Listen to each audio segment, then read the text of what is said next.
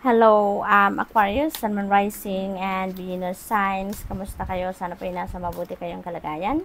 Welcome back po sa Star Tarot. Kung bago kayo rito, welcome din kayo. Thank you sa inyong support.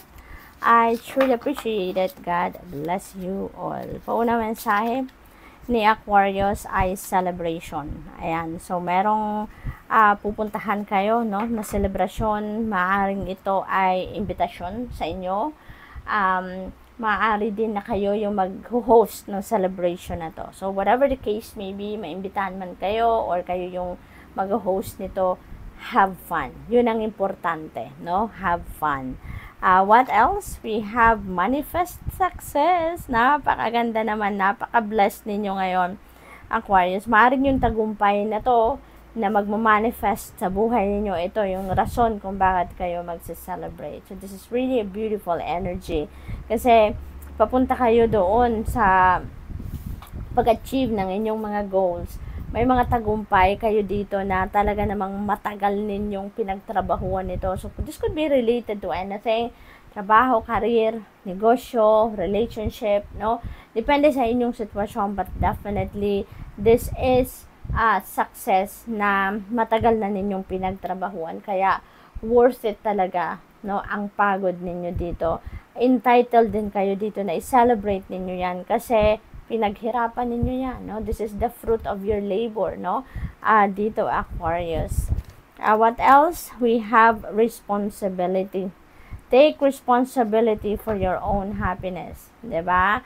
Parang ang na-pick up ko agad dito, hindi ninyo kailangang ilagay yung susi ng inyong kaligayahan sa bulsa ng ibang tao, no? Kasi kayo ang panggagalingan ng inyong own happiness, 'di ba? Hindi ninyo kailangan ng ibang tao para kayo maging masaya.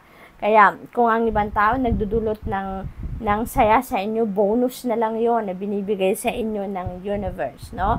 Bonus yon, binibigyan kayo ng extrang saya, no, through other people. But, you know, yung kayo, no, ang talagang mag-take ng responsibilidad sa inyong sariling kasiyahan.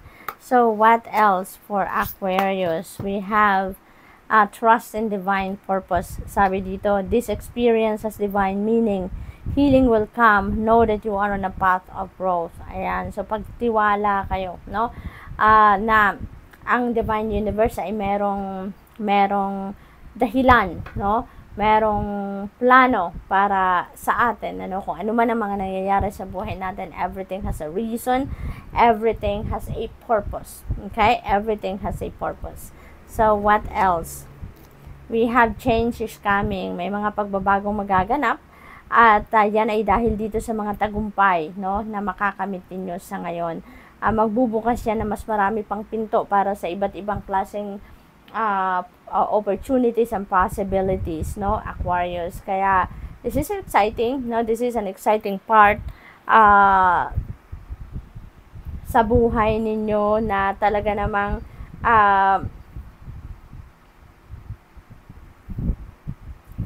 marami kayong pagkakaabalahan sa ngayon, maaaring mabisi kayo, no? But definitely, yung pagbabagong ito is exciting, no? Para sa iyo. Maraming makulay, vibrant, so maganda ang epekto ng mga pagbabagong ito sa buhay ninyo. We have, your loved ones are safe, kaya wag kayong mag-alala. Maaaring malayo kayo sa mga mahal ninyo sa buhay, sa mga anak ninyo, sa magulang ninyo, sa asawa ninyo, sa partner ninyo. Siguro malayo kayo sa kanila, kaya nagwo-worry kayo, no? But you don't have to worry about it. May promise sa inyo dito, may guarantee sa inyo si Archangel Michael. Sabi dito, let go of your fear and worry for your loved ones. Okay? I am looking after them, no? Binabantayan sila, they're keeping safe, no, ni Archangel Michael. Kaya relax lang, no? Continue to pray for your safety and also for their safety and or for your well-being, no, sa inyo at saka sa inyong mga mahal sa buhay. Pero wag na kayong mag-alala. Okay? Rest assured that Archangel Michael is taking care of them and looking after them. Okay? So what else? Aquarius. We have 4 of Cups. Ayan, siguro may hindi kayo, dito, hindi kayo, ang tawag dito, may ibang parte ng buhay ninyo dito na hindi kayo masaya, maaaring may disappointment kayo na nararamdaman, for some of you. Maaari din na may offer dito sa inyo na parating, or may offer dito na nandiyan dyan na, sumulpot na, pero siguro hindi ninyo pinapansin because of the disappointment pa rin. Parang may hangover pa kayo sa disappointment na experience ninyo. But this is a heads up for you, Aquarius, na pansinin ninyo ang opportunities and possibilities na nandiyan dyan, kumakatok sa buhay ninyo, kasi maaaring yan na ang inyong hinihintay na breakthrough, So, kung hindi ninyo papansinin, that might slip away from you, okay? So, what else? We have Two of Wands. Ayan. So, magbabago talaga, Change is coming, hindi ba? Kaya magbabago ang sitwasyon ninyo dito. One day, siguro, marirealize ninyo na oo nga, Why won't I look into this opportunity? Diba? Bakit ko to dededmahin? Maaaring ma-realize ninyo na tama na yung pagmumukmok. Tama na yung na negative thoughts ninyo, At maaaring i-take advantage din ninyo kung anong opportunity na yan, and you are moving forward, Kasi meron ng progress dito. So, maaaring isa yan sa mga magbabago sa inyong sitwasyon. Angel of Abundance. Holy moly, you are walking towards abundance. You are heading towards prosperity sa buhay ninyo dito, Aquarius. Kasi si Empress is a very abundant and prosperous energy.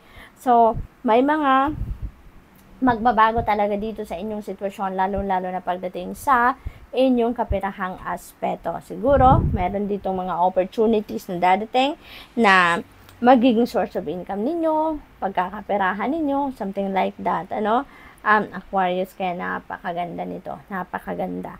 So, there could also be an opportunity para dito sa pag-aalaga ng inyong sarili, Maaaring in the past, sa sobrang kabisihan ninyo, marami kayong ginagawa, siguro overlook nyo na ang inyong well-being, overlook nyo na ang self-care, kaya sa ngayon, maaaring kayo ay mag-e-effort para nang sa gayon maalagaan ninyo ang inyong sarili,